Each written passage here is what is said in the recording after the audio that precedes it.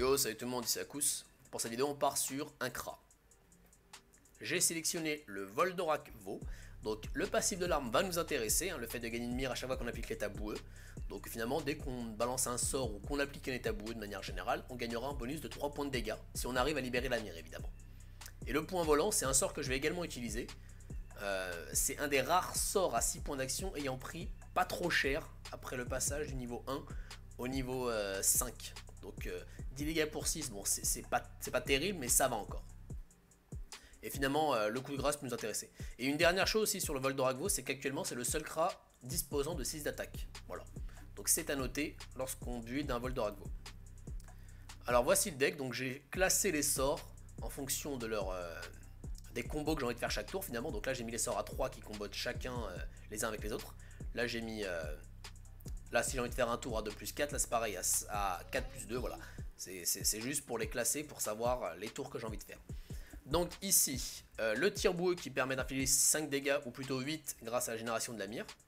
Et parce qu'il met l'état boueux évidemment. Ensuite le tir mordant qui permet d'infliger 6 dégâts et qui permet de générer une mire si jamais l'adversaire a l'état boueux.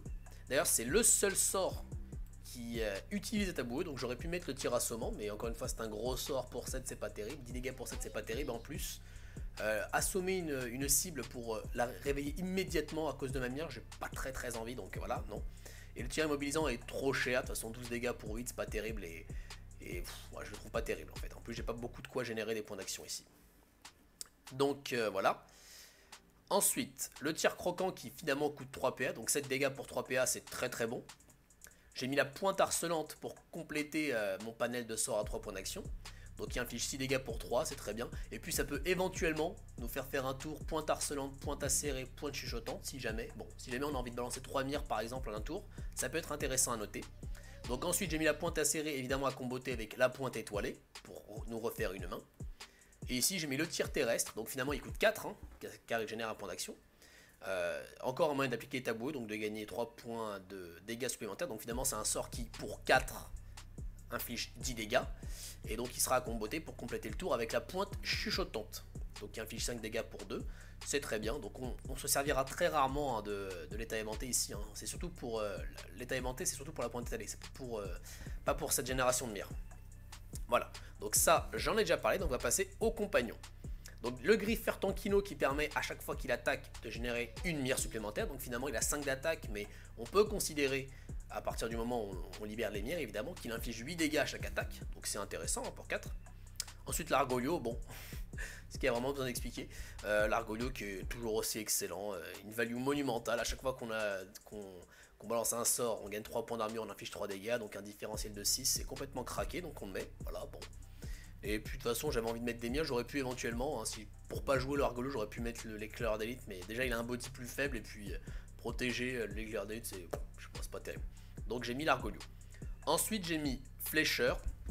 Donc Flécheur qui va être intéressant parce qu'en fait Flécheur c'est souvent un compagnon qu'on a envie de buter rapidement. Si jamais il lui reste une mire ou deux, on a envie de le buter rapidement parce qu'on n'a pas envie que la Évangéline ou le Yugo derrière il sorte. Mais en fait, ici j'utilise plutôt comme un bait, parce que derrière je n'ai pas Évangéline, j'ai pas Yugo, j'ai juste le petit Farnix qui coûte que 4. Donc si jamais mon adversaire veut taper le flécheur, parce qu'il le trouve menaçant, voilà, et bien finalement je vais disposer de 17 points de vie supplémentaires. Donc c'est un peu comme une championne sanglante de la voie R, si vous voyez ce que je veux dire. Enfin moi je le perçois comme ça dans ce deck là, car je n'ai pas besoin de trop de génération de jauge R. Donc voilà, donc c'est intéressant à noter ici. Et finalement le Farnix, toujours pour chercher de la pioche, parce qu'on fait très souvent des tours à 2 de sorts, donc voilà, c'est très intéressant à ce niveau-là. Et puis les 3 mires, on n'en parle plus, enfin c'est toujours aussi fort les mires, donc voilà. Donc je pense avoir fait le tour du deck, on va passer au gameplay. Pour ce premier match, nous sommes contre un Osamodas Prespik. Donc le passif de Osamodas Prespik qui est vraiment très intéressant, maintenant on fait plus de dégâts. Alors ici, j'ai un très bon start, pointe étoilée, du moins pointe acérée into pointe étoilée. Je me place ici pour m'ouvrir des options pour tour prochain pouvoir balancer le sort à 6, là, le point volant. Et d'ailleurs ça peut donner envie à mon adversaire de m'approcher en ayant peur d'un tir atroce, mais je ne le joue pas ici. Donc, pour l'instant mon adversaire réfléchit. Donc il m'envoie un traqué avec une brimade je crois. Donc un petit tour à 3 générations de joueurs, c'est intéressant. Par contre je pense pas qu'il joue autour d'un tir atroce là, j'aurais pu avoir beaucoup de dégâts si j'avais le tir atroce. Parce que si je me place en ligne, il n'est pas à portée de mon corps à corps et je pouvais le placer. Donc là je vais chercher mon flécheur rapidement. Que je pose en arrière. Et je mets le tir boueux. Où je commence, oui c'est mieux. Il faut avancer sur ma jauge terre ici. Première mire du flécheur qui est lancée. Je vais tout de même m'avancer. Donc comme ça, si jamais mon adversaire veut atteindre... faut avancer d'une case. Si jamais mon adversaire veut atteindre mon corps à corps, il est obligé de me balancer une carbonate ici. Et voilà, là on voit flécheur à 2 mires, donc c'est une cible de choix. Dans la plupart des decks où on joue flécheur, évidemment. Mais bon, encore une fois, je n'ai pas beaucoup besoin de jauge air, donc... Après, si mon adversaire le tue pas, ça peut snowball très très rapidement avec le Farnix aussi. Donc même si je joue pas Eva, c'est quand même très dangereux. Alors ici, que décide de faire mon adversaire? Est-ce qu'il va continuer à être agressif sur moi ou est-ce qu'il va changer de focus? Donc voilà, il part sur le Farnix apparemment. Donc il profite pas du vol de vie, mais il trouve que c'est plus intéressant de tuer le Farnix, pardon, mais le flècheur. Et il met le Skull pour terminer le flècheur. Donc on pourrait penser hein, qu'ici, bah, ça va vraiment ralentir ma sortie. Ce qui est vrai d'ailleurs, ça la ralentit malgré tout. Mais finalement, je viens de disposer de 17 points de vie supplémentaires sur mon personnage. Donc là, je mets le gros point volant. Évidemment, je n'ai pas invoqué le Argolio à ce tour-là. Si c'est juste pour faire 3 dégâts, je préfère en faire 6 prochains tours avec Semir, voire 9 avec son corps à corps. Donc certes, je perds 1 dégât, mais si jamais il bute mon Argolio, là, ça va commencer à être une perte de value trop grande, je pense. Donc mon adversaire réfléchit. Ce système de mort subite qui, pour le coup, ne joue pas en sa faveur ici. Ouais. Il va falloir jouer ces tours plus rapidement. Donc, le rappel. Donc, il y a sûrement un état éventé qui traîne. Pour. Ou alors, peut-être qu'il joue un compagnon R, je sais pas. Je sais pas trop ce que vient faire ce rappel ici. Peut-être qu'on aura la réponse plus tard dans le combat. Donc, ici, je mets l'Argolio. Donc, je vais commencer par consommer les taboueux, donc avec le tir mordant. Ou alors, non, je vais commencer par le tir croquant, malheureusement. Car si je suis obligé de jouer en premier. Donc ça, le désavantage avec les sorts à 4 et qui génèrent 1, c'est qu'on est obligé de les jouer en premier. Donc ça a tout de même un désavantage. Donc c'est parti. Le tir croquant ici. Et le tir mordant. Puis je me place en opposition. J'ai pas envie que mon adversaire puisse fuir trop facilement. Donc même s'il a un combat sur le terrain, donc il pourra malgré tout fuir. Hein. Alors voilà, je prends mes petits dégâts de Skull en début de tour. Donc mon adversaire qui est déjà à 22 points de vie, ça va très très vite. Hein. C'est vraiment très très agressif. Alors, lame des Corbacs. Donc malheureusement, elle était au fond de son deck peut-être. Ça c'est un sort qu'on aime bien, sur lequel on aime bien cycler. Parce qu'il est très très bon. D'ailleurs, je trouve que le choix de mon adversaire de mettre ce sort est très intéressant. Ah, peut-être que le rappel c'était juste pour la Abigail. Je sais pas. Pouvoir l'invoquer parce qu'elle fait quand même beaucoup de dégâts quand on l'invoque. Donc il bloque mon corps à corps, c'est bien joué de sa part. Très bien. Donc mon adversaire a combien? Il a 22 points de vie. J'ai double mire sur le terrain, donc ça fait beaucoup de dégâts en plus. Donc en fait finalement j'ai juste envoyé un tour relativement classique. Hein. Voilà. Avec la pointe chuchotante. Et ça va suffire à le terminer. Voilà. Pointe chuchotante. Avec ma mire, c'est terminé.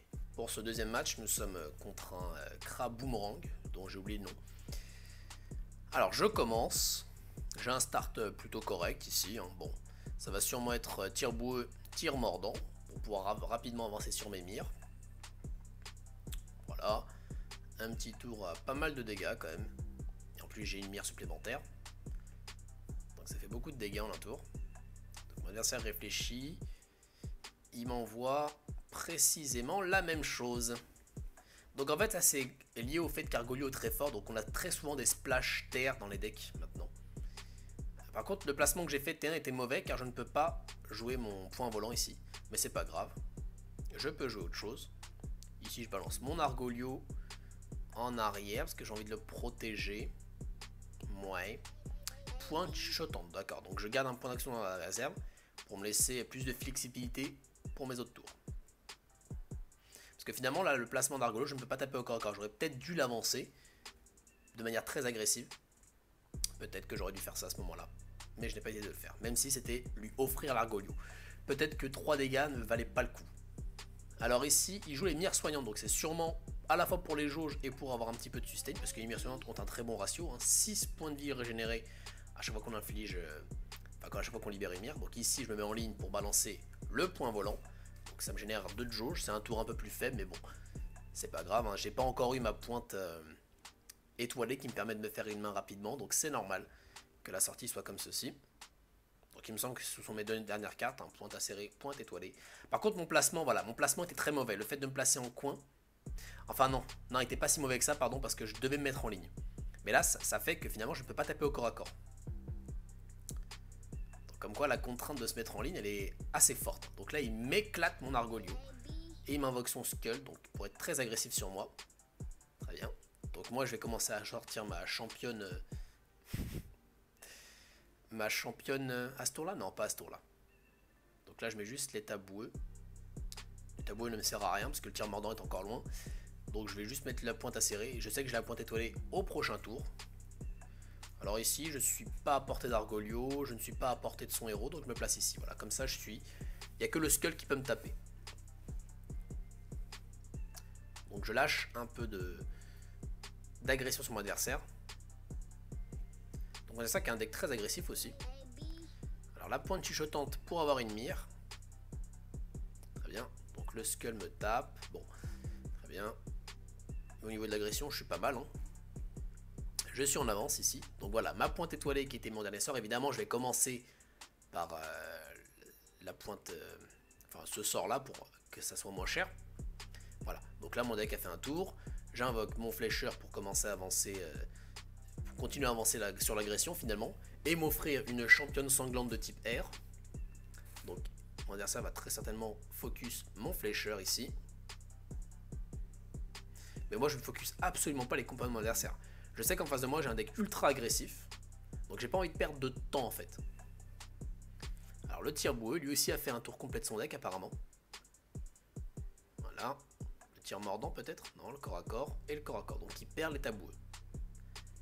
Ok. Donc, peut-être qu'il n'avait pas encore pêché son tir mordant. C'est vrai que moi, j'ai eu la pointe étoilée contrairement à lui. Et le coup de boomerang là. À 5 dégâts. Voilà.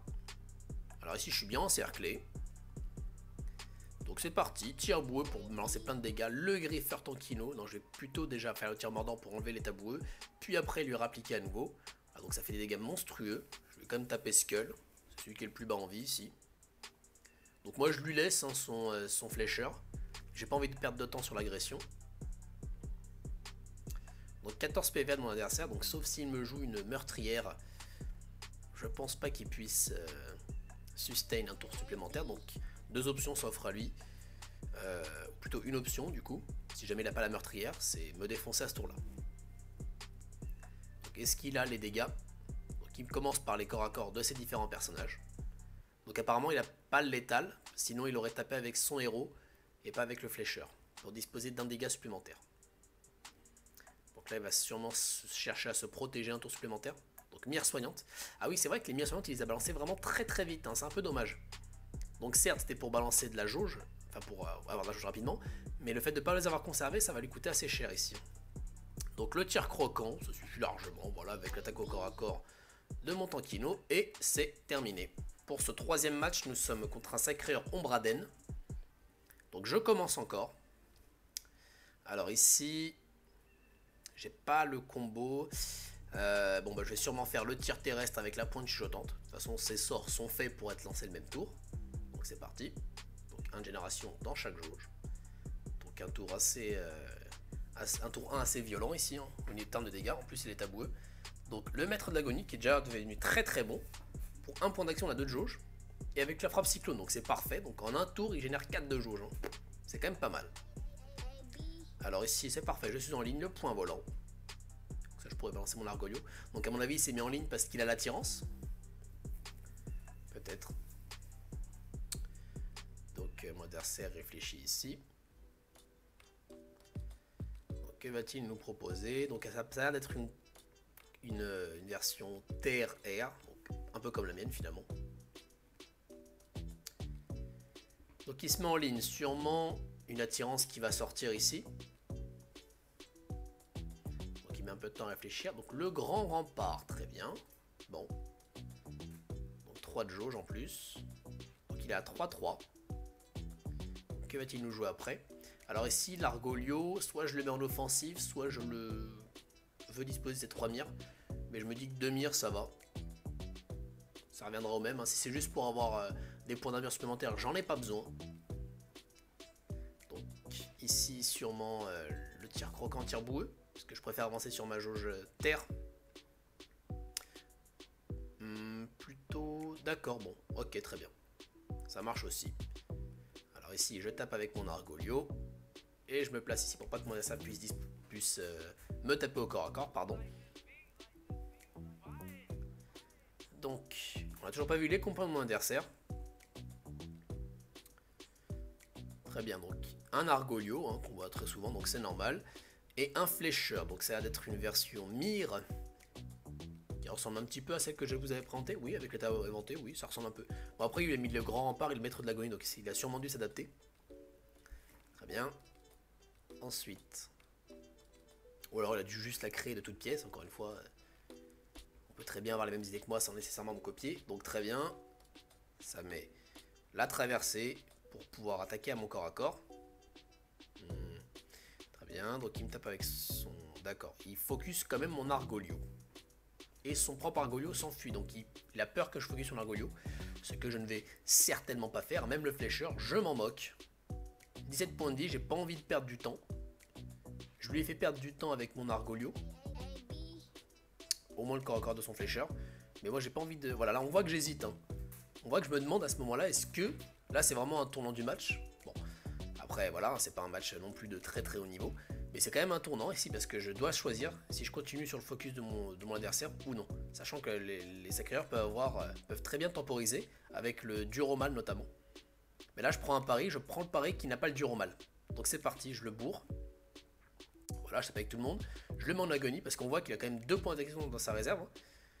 Voilà, donc je pars du principe que c'est une version vraiment optimisée pour le lancement des mires, donc il n'a pas le dur au mal. Donc on va voir ce que ça va donner. Parce que c'est vrai que le dur au mal a perdu beaucoup en dégâts. Très bien, donc il n'a pas le dur au mal. Ou en tout cas, il n'a pas envie de jouer à ce tour-là. Bien, voilà, il lance plein de mires sur mon flécheur, donc il éclate mon flécheur, mais bon, je m'en fiche, je n'ai pas besoin. Il n'y a pas de Eva ni des Hugo qui traînent derrière. La persécution qui permet de piocher lorsqu'il est en état agonie. Donc il permet de cycler davantage sur son deck. Le maître d'agonie, est-ce qu'il n'y a pas un gros Galoragrad, ce serait marrant. Non, c'est une Eva. Donc une Eva à notre corps à corps qui nous tape. Très bien. Ok, donc il continue de focus sur... Enfin, il continue à taper mon Argolio. Alors bon, bah moi je vais continuer sur mon adversaire. Hein. Donc soit je vais chercher... Donc je vais sûrement faire un tir terrestre avec une pointe chuchotante. De toute façon, je peux pas invoquer mon griffeur Tankino à ce tour-là. Donc je m'ouvre des possibilités pour les tours suivants. Oui. Tir terrestre. C'est parti. Into... Pointe chuchotante. Puis je vais taper au corps à corps ou alors je vais fuir, ça dépend. Parce que c'est vrai que là, j'ai pas l'avantage au niveau des compagnons, donc je préfère fuir. Si c'est juste pour lui mettre 6 dégâts supplémentaires et en retour m'en prendre je ne sais pas combien, là, la somme de toute leur attaque, j'ai pas envie, je trouve pas ça rentable. Ici, je me dis comme ça, il n'y a que la Évangéline qui peut me taper. Et ça ira très bien. Mon adversaire réfléchit. Il y a encore 3 mires sur Évangéline.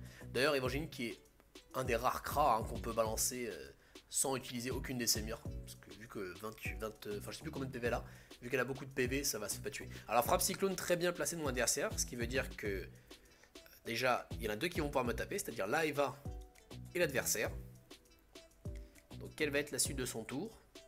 Il me tape au corps à corps. Et il m'envoie un osso lointain, donc c'est très bien joué. Ça veut donc dire que même son flécheur va pouvoir me taper. Donc finalement la distance que j'ai voulu prendre, mon adversaire me dit que bah non, je ne vais pas prendre de distance. Tout le monde peut me taper, donc il préfère taper avec ses Abigail, c'est vrai, ça inflige plus de dégâts.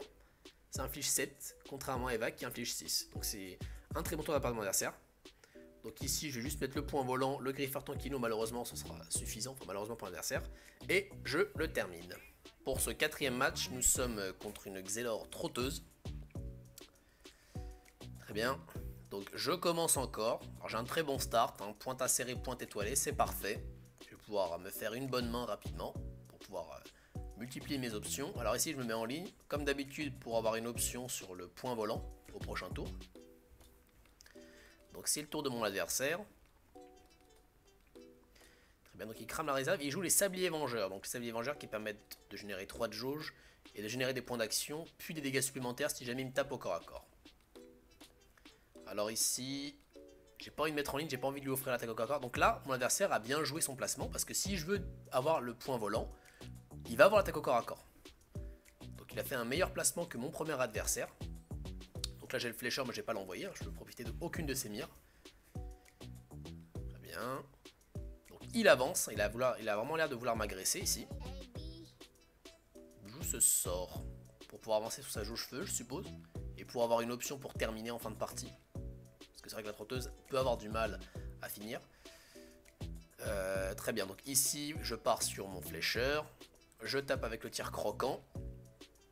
Puis le tir mordant pour gagner une mire et pouvoir invoquer mon Argolo au prochain tour. Donc là je vais mettre mon flécheur à son corps à corps, je vais me cacher derrière. Donc là j'espère que mon adversaire va taper mon flécheur. Pour pouvoir avoir des points de vie supplémentaires finalement. Donc ici il réfléchit. Il joue sa chronophagie sur moi, donc apparemment le flécheur il s'en cogne, hein, il a vraiment envie de partir sur moi. Et il tape quand même mon flécheur avec son attaque au corps à corps. Et il met un sinistro pour générer de la jauge et de la réserve. Donc ici c'est le tour de l'Argolio. Voilà, l'Argolio. Donc là, je vais sûrement faire le tir terrestre avec soit la pointe acérée, soit la pointe chuchotante. Donc voilà. Donc je décide de partir. Donc on voit que ça génère beaucoup de mire aussi. La pointe acérée plutôt pour préparer la pointe étoilée qui va être piochée juste après. Donc ici je tape avec tout le monde au corps à corps. C'est parti. Donc on voit que lorsque mon adversaire ne focus pas mon flécheur, c'est vrai que Pharnix arrive ultra rapidement et ça fait vraiment une très très grosse agression. Donc, point d'adversaire, il lui reste que 6 points de vie. Il va falloir trouver un létal à ce tour là. Bon. Alors Momificatus. Donc c'est une version assez rigolote, hein, je vous laisse regarder. Alors plus 5, il joue également l'armure temporelle. Voilà, il permet de gagner plus 3 d'attaque. Donc armure temporelle, ça le protège de 3 dégâts et ça nous remet 3 dégâts sur la tête si jamais on attaque au corps à corps. Donc il lui reste quand même 3 points d'action. Alors il joue la première téléportation. Donc ça me fait 14 dégâts, ça fait très mal. Ou plutôt 19 avec les dégâts de téléportation. Ensuite il me joue ce compagnon qui permet de se téléporter. Je remange 14 dégâts car c'est considéré, je sais pas si c'est fait exprès, mais c'est considéré comme une téléportation. Ici, autre compagnon mutuellement qui permet de se téléporter. Et je mange mes dégâts, hein. J'ai 24 PV. Il n'a pas encore tapé avec ses compagnons, donc il me reste que 15 PV. Très bien, donc il lui reste quand même 2 PA, il va jouer juste son Sinistro R. Donc moi je réfléchis pas, j'ai le point volant et c'est terminé. Bon, vu qu'il nous reste un petit peu de temps, je vous ai mis un petit match bonus. Donc c'est le match retour contre le même Xelor, qui d'ailleurs est joué par Vesperia du Discord. Alors ici j'ai un très bon start, pointe acérée, pointe étoilée, je me mets en ligne pour pouvoir avoir mon point volant si jamais. Donc jusque là c'est rigoureusement le même match, sortie exclue évidemment parce qu'on ne sait pas ce qu'on a sorti cette fois-ci. C'est rigoureusement le même match que la dernière fois. Donc mon adversaire réfléchit, donc à mon avis il n'a pas les sabliers vengeurs dans sa main de départ ici. Une sortie peut-être un peu moins bonne de sa part. Donc il avance, toujours ce placement qui m'empêche de me placer en ligne. Enfin, qui m'empêche pas mais qui fait que je vais avoir du mal, enfin qui va avoir l'attaque au corps à corps, pardon. Donc il me place son Sinistro ici. Et il se téléporte sur moi. Très bien, donc il a l'air de vouloir le jouer plus agressif cette fois-ci. Donc il s'est adapté peut-être au match-up. Donc je pense que c'est une bonne décision de la part de mon adversaire. Donc ici j'ai le flécheur qui va bientôt sortir, donc je vais sûrement faire... Là je peux pas faire pointe chuchotante avec pointe terrestre, car encore une fois le pointe terrestre certes il coûte 5, il donne 1 de PA, mais je suis obligé de le balancer en premier. Donc là ça me dérange un peu, donc voilà, ça va être pointe harcelante, flécheur très boueux. Voilà. Et je vais taper au corps à corps. Et je vais reculer mon flécheur. Oui. Très bien. Donc c'est à mon adversaire. Donc on voit que son Sinistro protège un de ses flancs. Donc je ne peux pas l'encercler comme la dernière fois. Donc les sabliers vengeurs qui viennent un peu plus tard. Mais bon, ils sont là. Alors ici, le tir terrestre pour gagner une mire. Suivi de la pointe chuchotante. Qui va arriver. Voilà, pointe chuchotante. Je tape avec mon Kra. Mon héros, voilà. Et je tape aussi avec mon flécheur. Donc là, je décide de ne pas invoquer Farnix, peut-être. Oui. Parce que je sais qu'il joue la flamme huilée, là. Je sais pas quoi. Le truc, voilà, ce sort-là. Donc il aurait pu l'éclater en un tour. Parce que je suis à côté d'un Sinistro. Voilà. Et le sablier vengeur qui fait ses dégâts supplémentaires. Donc ici, je vais invoquer Farnix. Donc je sais que son combo va arriver prochain tour. Je vais essayer de faire le maximum de dégâts que je puisse. Donc ça va sûrement être Farnix. Ensuite je vais chercher rapidement mon Argolio. Donc je vais commencer par un tir croquant qui fait quand même beaucoup de dégâts. J'aurais peut-être dû commencer par le tir mordant, tiens. C'est pas grave. Et ici je tape avec le tir mordant, je me génère une mire, tout va bien. Je tape. Alors là je peux pas le terminer, il manque un dégât, donc j'aurais dû jouer mon tour autrement, parce que j'ai miss létal à ce tour là, malheureusement. Donc je décide quand même d'aller me protéger un petit peu. Donc je miss létal. Donc premier fail de ma part, je miss létal. Donc là c'est parti, Momificatus. Ensuite l'armure temporelle. Très bien, donc la téléportation accélérée. La téléportation courte, pardon. Donc pour commencer à me faire des dégâts. Donc il me reste 47 PV. Très bien. Alors, il me tape au corps à corps au début. Très bien. Il invoque son premier compagnon de téléportation. Pour me faire des dégâts. Donc 14, il me reste. Le problème, c'est qu'il me reste 14. Mon Argolio est à 18. Ça veut donc dire que s'il fait une autre téléportation, ce n'est pas moi qui vais manger. Donc, je sais plus combien coûte l'autre compagnon. Mais je crois qu'il vient de fail le létal. Hein. S'il avait fait dans l'autre sens, il avait le létal. Donc, je sais pas si c'est bon. Hein. Enfin, je sais pas combien coûte en fait l'autre compagnon. Mais là, je viens de miss un létal. Il a mis un létal. Donc, on a un fail partout pour l'instant. Parce que là, ça va pas suffire à me terminer. Il me reste 2 PV. Donc là, j'ai le létal. Juste à penser mon point volant. Mais je vais décider d'attaquer au corps à corps. Et de me faire tuer. Parce que j'avais oublié que ça renvoyait des dégâts. Donc voilà, on est à. Donc je vous l'ai mis parce que j'ai vraiment trouvé la fin très rigolote.